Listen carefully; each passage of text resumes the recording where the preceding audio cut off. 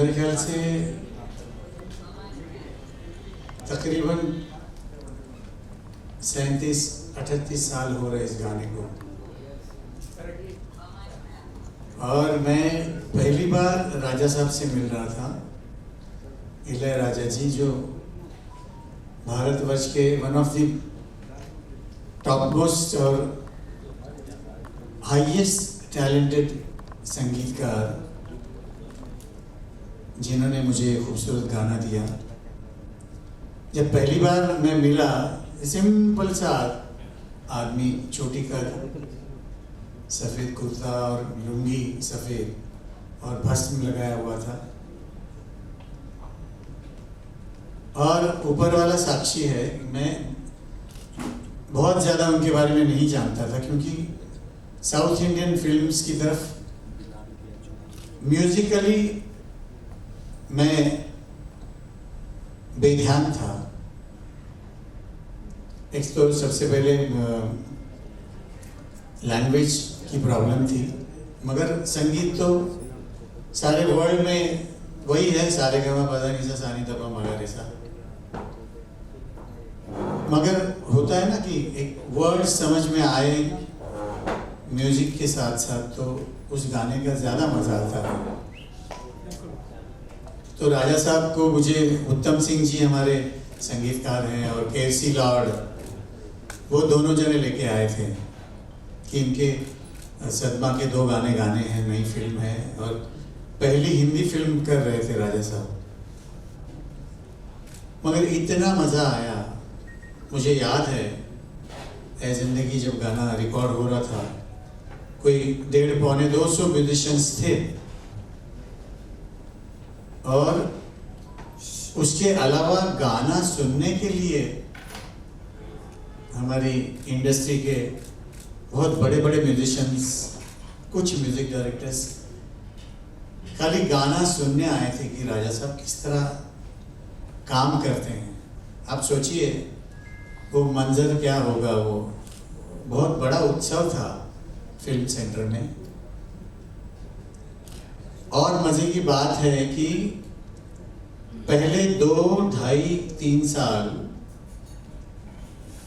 हालांकि ये गाना बहुत पॉपुलर है, ये मुझे मालूम ही नहीं था, ध्यान ही नहीं आया, क्योंकि आप सबकी दुआओं से रोज़ कभी कभी 3-3, 4-4 गाने गाया करता था मैं, इस स्टूडियो से वो स्टूडियो। जब एक प्रोग्राम में, शायद दिल्ली में था ये प्रोग्राम, और स्टेज पे मुझे कम से कम नहीं तो भी 50 चिट्ठियां आई थी कि ऐ जिंदगी गले लगा ले, गाना आप गा नहीं रहे हैं। तो मेरा ध्यान गया, ये तो राजा साहब का गाना है।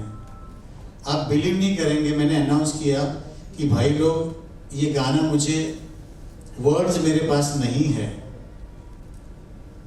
क्या कोई मुझे वर्ड्स दे सकता है? तो मैं 1-2 गाने के गैप के बाद में ये गाना कोशिश करता हूँ गाने की। आप सोच नहीं सकते, 7वें या 8वें मिनट में एक खूबसूरत सी लड़की गाना लिख के लेके आई, तो और ज़्यादा अच्छा लगा। और फिर मैं अंदर गया, गाना 2-3 बार सुना मैंने,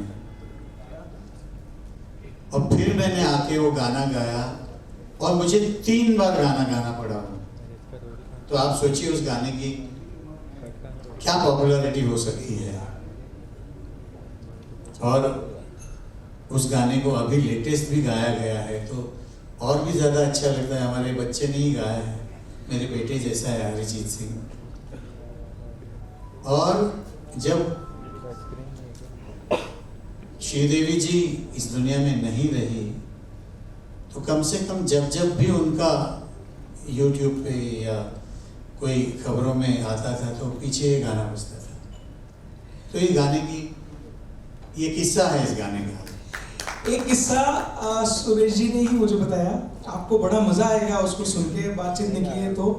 जब इलैयाराजा साहब आए और साहब ने देखा तो एक ईश्वर स्वरूप एक वो व्यक्तित्व हैं, और एक ईश्वर जब दूसरे ईश्वर से मिलते हैं तो आपस में एक दूसरे की चीज़ें से वो होती हैं। उस टीम में एक 14 या 15 साल का बच्चा था, वो कीबोर्ड बजाता था, बहुत बढ़िया कीबोर्ड बजाता था, इतना बढ़िया कीबोर्ड बजाता था। उसका नाम था दिलीप, 12 साल का, 12 या 13 साल का। आप सोचिए, दिलीप नाम था उसका, जो बाद में पता चला। आप सोचिए उसका क्या नाम था, वो A.R. रहमान साहब। तो आप सोचिए कि मतलब ये ऐसे कुछ, बस इसी तरह के कुछ किस्से, कहानियां, अनकही कहानियां हमारे इस प्रोग्राम में आएंगी। यही इसका थीम है, यही है कि आप लोग सब एंजॉय करेंगे अपनी लाइफ को, जिस प्रकार आप भी समझते हैं कि हमारी लाइफ में कितनी परेशानियां हैं, लेकिन कुछ छोटी सी खुशियां हमारी उन सब परेशानियों को दूर कर देती है। वही है ये जिंदगी गले लगा ले विद सुरेश वाडकर साहब। और ये मेरा वादा है दोस्तों आपसे कि इस प्रोग्राम में जितना सुरेश वाडकर साहब ने जान डाली है, मैं इतना बता सकता हूं कि आप सबकी जिंदगी, आपकी जिंदगी आपको गले जरूर लगा।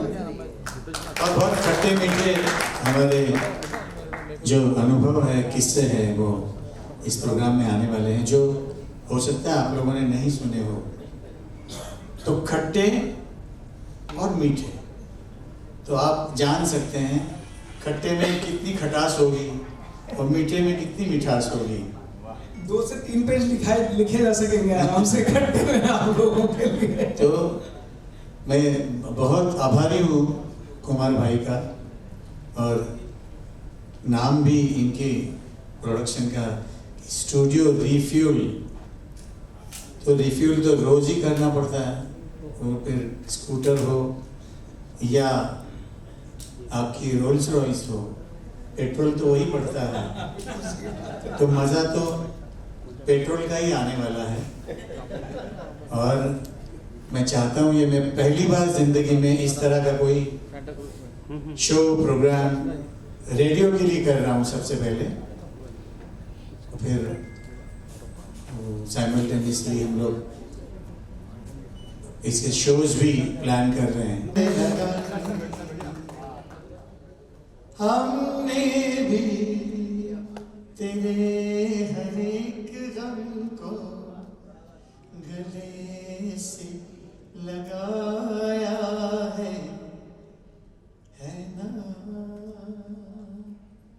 ऐसे मेरे दोस्त हैं जो सामने बैठे हुए हैं, जिन्होंने मुझे भरपूर बालों में देखा हुआ है। आज भी मेरे सिर में भरपूर बाल हैं, मगर वो बाल ही है। तो बहुत सारे लोग हैं, ये इनके पापा औरंगाबाद कर जी हैं, हमारे मुंडे साहब हैं, बहुत सारे लोग हैं। हमारा कहाँ गया वन जीवांशु, उधर बैठा हुआ है, सब बाल गोपाल हैं। और मैं जब बहुत अच्छे दोस्त मिलते हैं तो मैं बहुत अच्छा जुमला यूज करता हूँ कि आज हम सब पुराने पापी इकट्ठे हो गए। जो है तो कभी ना खत्म होने वाला फ्यूल है, जो सुर का फ्यूल होता है ना, ये उसको स्टार्टर भी नहीं लगाना पड़ता है, अपने आप चल पड़ता है। तो ये क्योंकि अध्यात्म के साथ गाना बजाना जुड़ा हुआ है, तो वो तो आपको ऊपर वाले के साथ जोड़ ही देता है।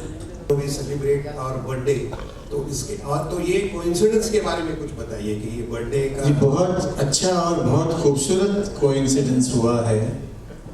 सडनली कुमार जी और रमन भाई आए मेरे पास, सुरेश जी हम लोग ऐसा ऐसा, तो 2 सेकंड के लिए मुझे लगा कि अरे वाह, ये तो बहुत ही अच्छी बात है। और रेडियो के लिए मैंने कभी फौजी भाइयों के लिए गया था, या कोई इंटरव्यू हो तो उसके लिए गया था, मगर ये प्रोग्राम जो होगा कि मैं अपने खट्टे मीठे किस्से गानों के साथ मैं लोगों को सुनाऊंगा। और ऐसे गाने हैं जो लोगों ने सुने होते हैं। बहुत बाज़ वक्त ऐसी चीज़ें होती है कि मैं कहीं जाता हूँ और समझ लीजिए इंडिया में भी या इंडिया के बाहर कोई गाना गाता हूँ तो सडनली लोग एक दूसरे को देखते हैं, अच्छा ये इन्होंने गाया हुआ है। तो ये कब पॉसिबल होता है? जब आपके गाने रेडियो में बहुत ज़्यादा बजे जाते हैं। बहुत अच्छा गाने वाला लड़का है, और मुझे अगर पूछें तो बहुत तैयार सिंगर है वो। तो क्लासिकल भी ऐसा गाता है कि आदमी हैरान हो जाए। तो और हमारे बेटों जैसा है, पद्मा को तो अभी भी वो मॉम ही बोलता है, क्योंकि उसके फेम गुरुकुल में ये उसकी मेंटर थी। क्या बात है, क्या बात है। सबसे ज़्यादा दुख लगा जिस दिन उसको इन्होंने निकाल दिया 5वें नंबर पे, 6ठे नंबर पे। पद्मा इतना रोई थी आके घर में, और मुझे रोज कहती थी कि सुरेश जी आप उस लड़के को सुने आप, क्योंकि वो सही में म्यूजिकल दुनिया में अपने आप में ही मस्त रहता था। वो बाकी के बच्चे हो सकता है मस्ती कर रहे हुए उधर, ये एक कोना पकड़ के सुरमंडल लेके गाने का रियाज करते बैठता था। जब उसका मैंने गाना सुना ऐ जिंदगी, बहुत खूबसूरत लगा। उसने अपनी आवाज में एक बहुत खूबसूरत उसका गुलाब बनाया था उसने, जो हमको बहुत अच्छा लगा। भगवान उसकी हमेशा रक्षा करें और भरपूर गाते रहे, ये हमारी ख्वाहिश है और उसका आशीर्वाद है। अच्छा, मेरे 2 सवाल हैं। ये कौन से रेडियो पे आएगा? विल इट बी नेशनली और internationally? It will be national. मैं माफ़ी चाहूँगा आपको बीच में रहना। रिवील अभी इसलिए नहीं कर रहा हूँ कि कुछ चीज़ें पर्दे के पीछे रहें तो उनका आनंद कुछ और ही आता है। तो अभी ये एपिसोड्स अगले वीक से बनना शुरू होंगे। लगभग 200 एपिसोड हम लोग बना रहे हैं। ये प्रोग्राम दर्शकों के सामने या रेडियो पे जब भी है, ये मेरे ख्याल से आप ये मान के चलिए कि दिवाली का हम आप सबके लिए गिफ्ट होगा। बट किस चैनल पे आएगा ये शायद ऐसी एक प्रेस कॉन्फ्रेंस हम करेंगे, उस टाइम पे हम लोग बताएंगे। खट्टी बातों को एडिट नहीं किया जाता है, क्योंकि वो होती ही खट्टी है, तो कितना एडिट करेगा इंसान? आई प्रॉमिस कोई खट्टी बात एडिट नहीं होगी। खट्टी बात सुन के ही तो आपके मुंह में पानी छूटेगा ना, तो उसको तो पूरी बोलनी पड़ेगी। और शायद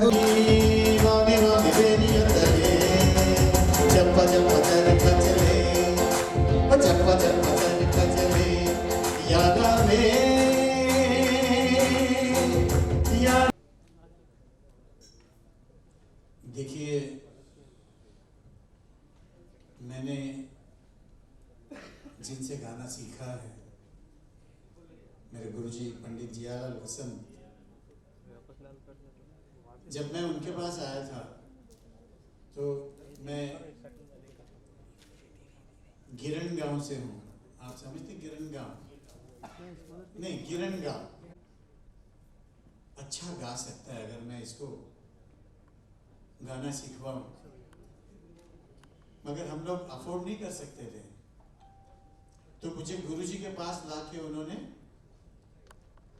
छोड़ दिया कि पंडित जी आप इसको, मुझे ना इसको बैरिस्टर बनाना है ना डॉक्टर बनाना है, मगर मेरा बेटा एक अच्छा गाने वाला होना चाहिए, इसके लिए हम इसको इधर छोड़ देते हैं। हम लोग कभी आएंगे नहीं, पूछेंगे भी नहीं, बस आप इसको गाना सिखा दीजिए। तो मैं बड़ा भाग्यशाली हूँ कि मेरे मदर फादर ने ये मेरे लिए सोचा। तो उन्होंने कभी किसी से एक नया पैसा फीस नहीं ली। पहली बैच वो म्यूनसिपल स्कूल से लाए थे। ऐसे ही मैं 8 या 9 साल का था तब उनके पास गया। फिर जिसको सदगुरु मिल जाता है जिंदगी में, उसको सब कुछ मिल जाता है। तो मैं गुरु घर में रह के गाना सीखा, मेरी पढ़ाई लिखाई पूरी की। तो गुरुजी के जाने के बाद मैंने सोचा कि कहाँ कश्मीर से आए थे हम, बच्चों को अपने पैरों पे खड़ा किया इन्होंने। तो ये जो उन्होंने पेड़ लगाया है, इसको अभी सींचना, बड़ा करना हमारा धर्म है। तो म्यूजिक स्कूल जो आजीवासन आप आते रहते हैं शायद, बिल्कुल बिल्कुल, उसका निर्माण हुआ। आज वहाँ 2-2.5 हजार बच्चे गाना बजाना सीखते हैं। उसी में से मेरे बहुत सारे स्टूडेंट्स जो आप लोग सुन रहे हैं इन दिनों, स्वप्निल बांदोड़कर है, विजय प्रकाश है, राहुल वैद्य है, हमारा श्रेयस पुराणिक है, रविकांत त्रिपाठी है, और अभी आपने नया सुपरस्टार अथर्व बख्शी जो अभी अभी जीता है, वो मेरे आजीवासन का ही स्टूडेंट है।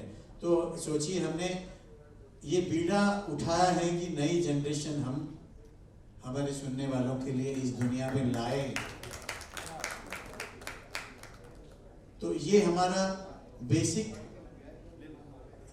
हमारा आजीवासन बनाने का ये विचार था। और बहुत अच्छे से अब इस वक्त आजीवासन का बहुत नाम है सारी दुनिया में, म्यूजिक की दुनिया में। और अच्छे अच्छे बच्चे आप सुन के हैरान हो जाएंगे, ऐसे ऐसे बच्चे तैयार हो रहे हैं।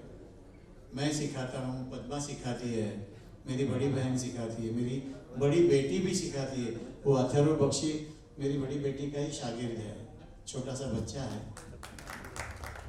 तो ये हमारा कर्तव्य है कि हमको मेरे सुनने वाले माई बाप ने जो दिया है वो मेरे स्टूडेंट्स को भी मिल जाए, मेरे बच्चों को भी मिल जाए।